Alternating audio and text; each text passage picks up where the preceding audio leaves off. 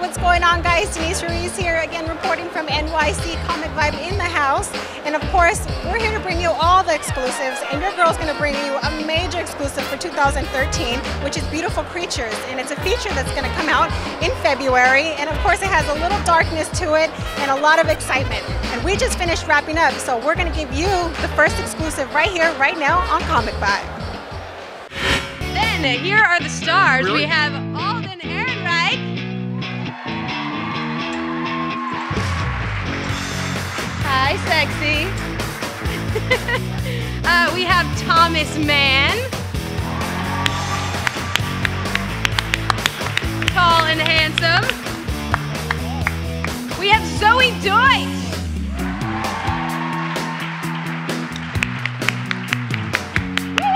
Woo! Hi, beautiful. And we have Emmy Rossum.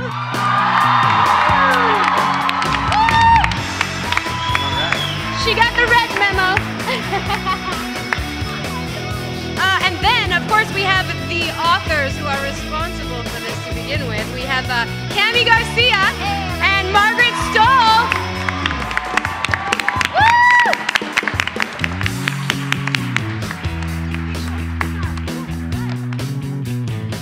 And then, of course, we have producer Broderick Johnson. Woo! Hello, Broderick.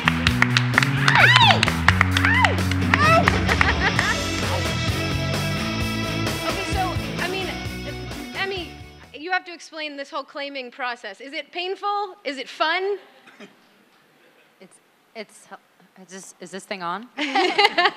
It's everything. It's kind of your physical awakening where your body chooses if you're light or dark, and it's pulling on the power of the moon. And it's, for Ridley, something that she kind of knows is going to happen to her, and that's obviously a flashback of when she's 16, and it's kind of showing what Lena could become. And so it's definitely a sensual, dark thing. Use your imagination. Well, you guys did name it claiming, so there is something to that, Cami. Basically, is this on? Hello? Yeah?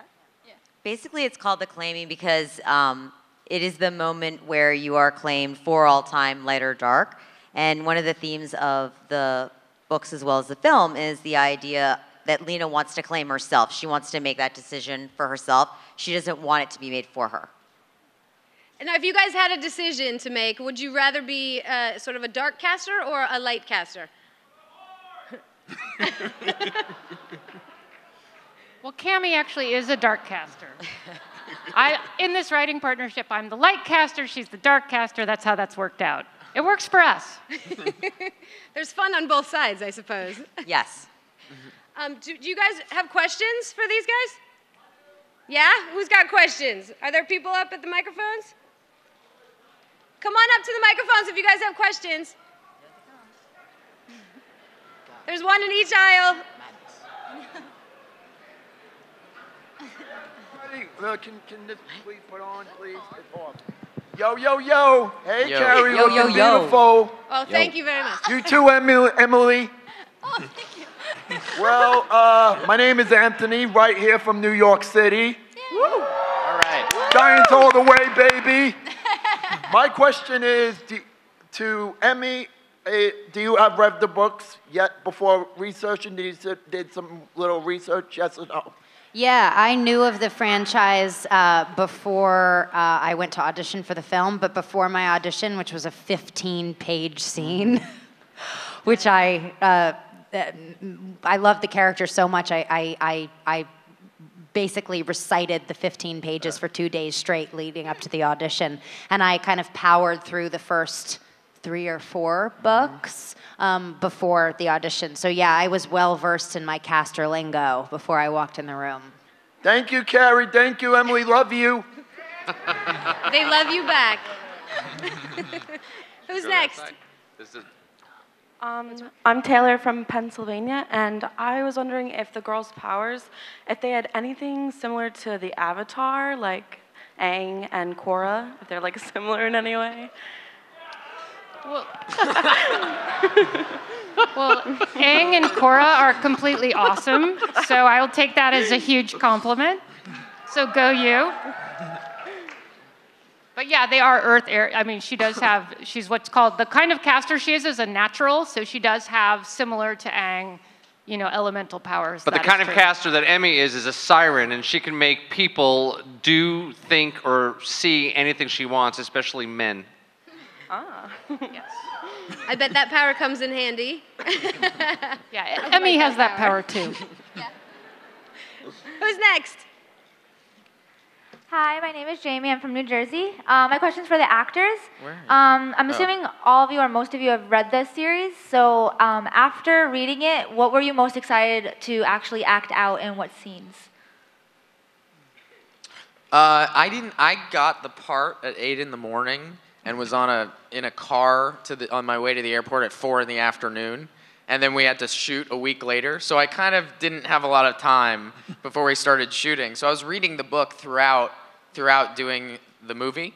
So I didn't have expectations like that. But I think that, all the scenes I love the dynamic between Ethan and Lena. And that to me was the most fun stuff to do.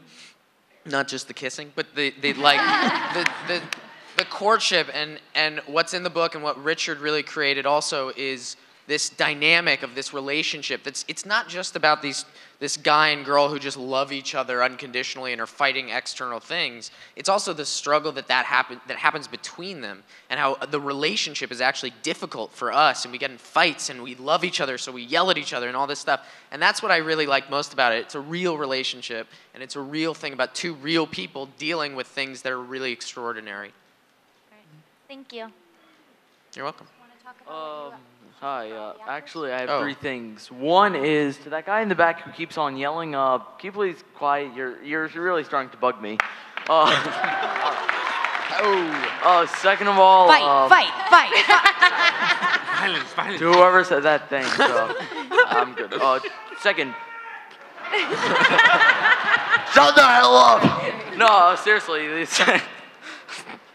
The second thing is, speaking of fighting, are there any conflicts between 2 actors behind the scenes, I guess?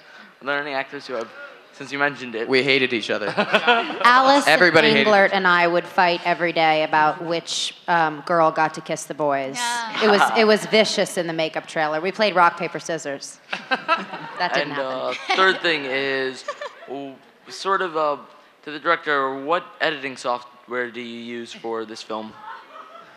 We're on an Avid. Avid? We're using the Avid, and the visual effects people are doing the visual effects stuff. We're in the process of doing that. I don't know what specific software.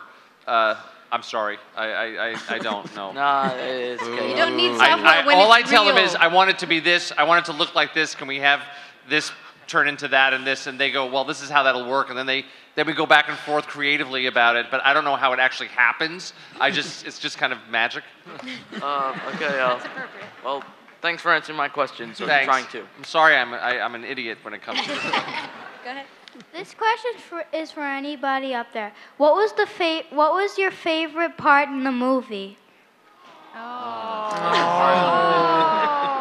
My favorite part was all the delicious things I got to eat in every scene. In the book, Ridley has a lollipop all the time, but in the movie, we decided to expand her oral fixation. What she likes to eat, Richard. And it's a psychological term. There's lots of cookies and fruit, and I liked that. I think the thing I was most excited to see was the scene between Mrs. Lincoln and Macon, where Mrs. Lincoln turns into Serafina. And as an actress, I go to acting classes, and that was kind of the most incredible master class in acting I'd ever seen. It was really wonderful to see something like that happen, and it was really awesome. And it's incredible. It's a great scene. Yeah, I was really excited to work with Emmy and all of Lincoln Ridley's stuff together. It's great because there's not a lot of dialogue, and it's very physical. Again, a kid, you guys. You'll learn.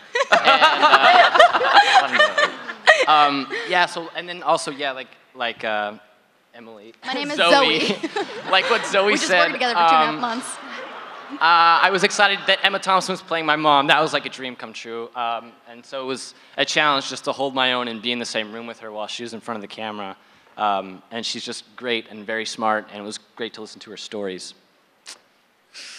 Yeah, I liked working with all the people here. You know, there's such great actors in the movie, and I also got to go on a wire and kind of fly through the air at one point, and that was pretty amazing because I felt like Peter Pan, and just working with the great actors who are in the movie. It's so exciting. Richard really created an environment where we got to experiment. We got to really play around and try the weirdest possible versions of the scenes. Yeah. And it was great creatively in that way. How old are you? 9. 9? And when you were flying in the room, were you scared? Like, was it scary? When?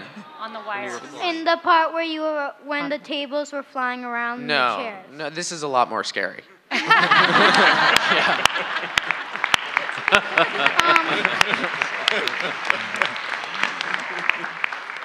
And I agree with the other guy. The one that kept screaming was annoying. I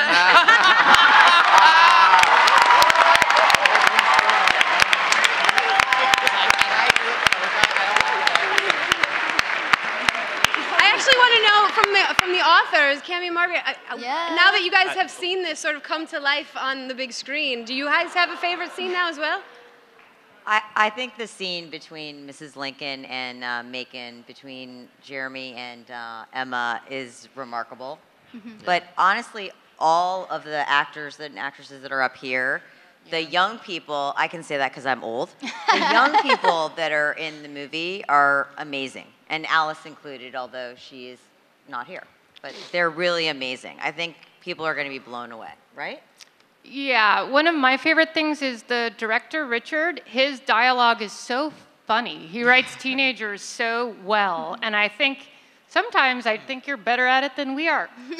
But I really like the relationships between like Ethan and Lena. They just really sparkle, and Ridley and Lincoln, even Emily Asher, who's generally up to no good. Those are all like they're just real and super funny, which I think in the middle of a supernatural movie is like. It's just so amazing to have all those things together. Right. Broderick, you are producing this movie. Do you have favorite things about it? I would say I'd say I have a favorite scene. My favorite thing about the movie is Richard Gravenis's writing and his attention to detail about character, theme, and that the movie is about something other than visual effects and flying things. I think one of my favorite scenes in the movie has to do when Ethan arrives for the first time at Ravenwood, where the Duquesnes live, and Macon is quite upset that he's there, and he and Lena are there, and Macon begins to spellcast and make him he asks him what he plans for the future, and instead of actually saying what he really believes, he starts to spellcast this very dark, dangerous, bleak future. And it scares the hell out of Ethan and it sort of catapults him out of the mansion. And the scene was originally envisioned with some visual effects, but the acting was so spectacular and the words worked so well on the day that the scene exists without any visual effects, and that's what I love about it. And Richard, how is it that you can write a teenage girl so well? Emotional immaturity. And I have no, she's not a teenager anymore, but I have a daughter who's 21 now, but I just went through this recently. And when you're a parent of a teenager, you become a teenager again, because when their friends do bad things to them and stuff, you get angry, the child in you comes back. And then they forgive their friends, but you don't. You know, I still don't like Carla because I'm sorry, I'll never forget what she did to my daughter. But they're friends now. Somebody's gonna tweet that now, and you're in trouble. Yeah, that's Carla.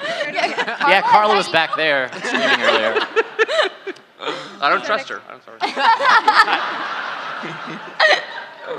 Hi, my name is Mike. I'm from the Bronx. Hi! Yeah. I have a comment and a question. I'm going to be perfectly honest. I hadn't really heard of the series much, and the first I heard of the film was in the book, but Cami, Margaret, thank you, because this looks like the perfect book I'm going to read with my students because I teach supernatural literature. Oh, wow. So Wow. Cool. I want to go get the books and hopefully take my kids to see this film, Richard, because this looks amazing in the fall. I mean, in the winter. Valentine's Day, yeah. Yeah. My question, though, is for Emmy, who I've been in love with since you stole my heart with the music of the night. Any plans on a sophomore CD release? I love the first. Yeah, actually, I just made it over the last hiatus before we made the film. There's going to be actually a musical element because Ridley's a siren, so there'll be some music in the film, as well as a record that's out top of the year. So is that on a soundtrack for the film? We'll see. Ask this big guy. And But yeah, any chance in addition, my own record will be out top of the year. Any It's chance great, you'll I've take heard it. over the role of Christine? Any chance I'd what? Take the role of Christine, come to Broadway, On please? if they ask me, Please. sure. Please. Make it happen. Thank you. Thank you. Hello. My question's for Broderick. In the success of the Twilight series, we're starting to see a lot of young adult series with supernatural elements being developed for television and film. Why was it important to you that this book make it to the screen? Well, I think for me it was a combination of having a book that I felt was unique in and of itself, that had a lot of the commercial elements that have made this genre popular, and marrying that with Richard LaGravenese, who I think is one of the best writers, filmmakers working today. And that combination for us was what made us pursue the film and get behind it. So this film will have a major, major release, so you'll start seeing all sorts of things, starting with today. Thank you. Something I was supposed to mention that I didn't before is that the clips that you just saw were exclusive. You're the only people who have seen that footage. So thank you for being here about that. My question is for Margaret and Cami.